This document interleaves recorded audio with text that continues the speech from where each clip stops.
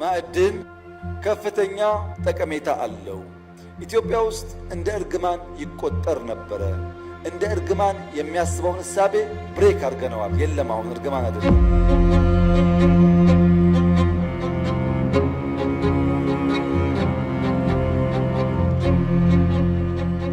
ነገር ግን ከፍተኛ የውጭ ምንዛሪ አምጥቶ ለመስፈንጠር ሊያግዘን ይችላል። ምን ከሆነ የማዕድን ሪሶርስ the resource is the property of the citizen ይባላል። ፕሮፐርቲው የማህበረሰቡ ነው።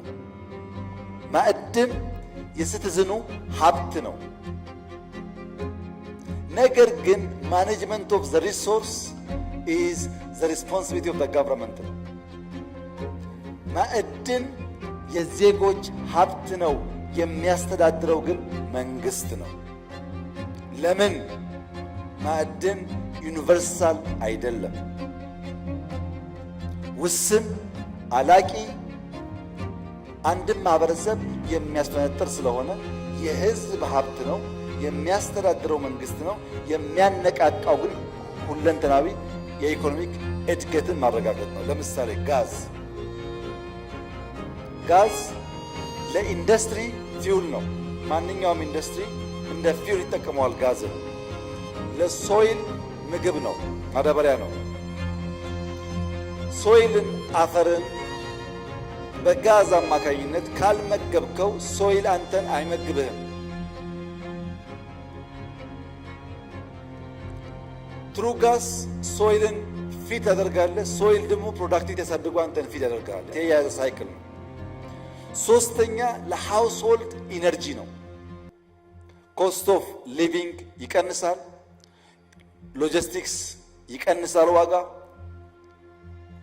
የትራንስፖርት ሚንስ ያሳድጋል። ጠቀሜታው ብዙ ነው። ሌላው ማዕድን ይሄ ባህሪ ያለው።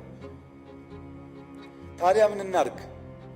ማዕድንን እንዴት መጠቀም እንዳለብን ፕላን ማድረግ አለብን። ፕላን ስናደርግ ዲስከቨሪ እና ኤክስትራክሽን መለየት አለብን። ዲስከቨር የተደረገን የማዕድን ሀብት ኤክስትራክት ከማድረጋችን በፊት ጥንቅቅ ያለ ፕላን ያስፈልገናል። አላቂ ጠፊ ነው፣ ሊበላ ይችላል። አለ በቂ አይደለም። ያለው ወደ ልማት ስንቀይር የተሟላ እቅድ ያስፈልገናል።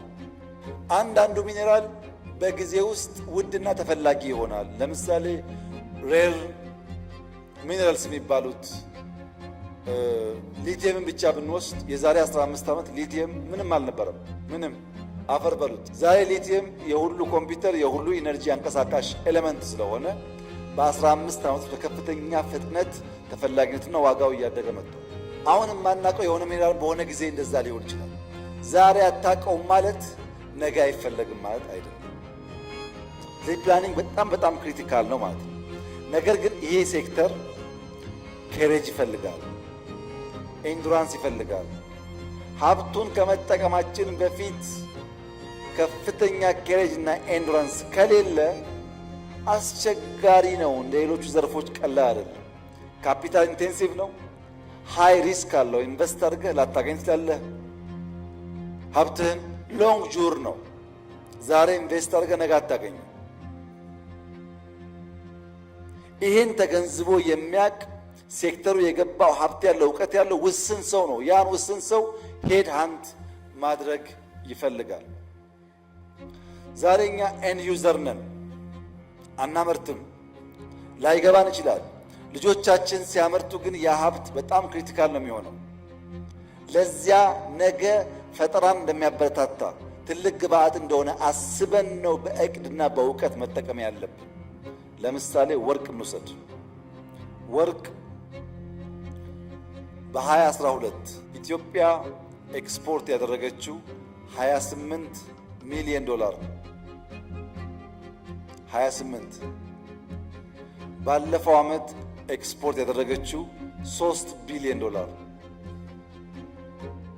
በጥቂት ዓመታት ውስጥ ምን ያክል የማምረት አቅሙ እንዳደገ አስቡት። ጋዙም ፈርቲላይዘሩም ብረቱም ምናምን እየወጣ ሲሄድ ይሄ በልካል። ኢትዮጵያ ከርስ አይደለም ብቻ ሳይሆን የጋዝ የሰማችሁት ነው፣ የማዳበሪያ የሰማችሁት ነው፣ የመስታወት በቀደም አይታችኋል።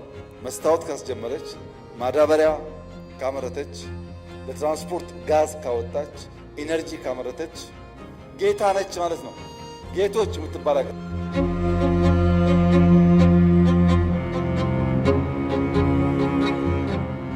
ይሄ የውጭ ምንዛሪ ፍላጎታችንን ይገለብጠዋል። ስለዚህ ማይኒንግ በእቅድና በእውቀት መመራት አለበት። ክልሎች እና የማይኒንግ ሚኒስትሪ ጥንቃቄ ማድረግ ያለባችሁ ላይሰንስ ስትሰጡ ነው። አቅም ያላቸውን ለይተን አጥንተን፣ እንዲያ ካልሆነ ጥፋት ስለሚያስከትል ሚኒስትሪውም ክልሎችም ጥንቃቄ አድርጉ። ትልቅ ሀብት ነው፣ እንጠቀምበት። ብልጽግናችን ለማስፈንጠር የሚያገለግል ቱል ይሆናል።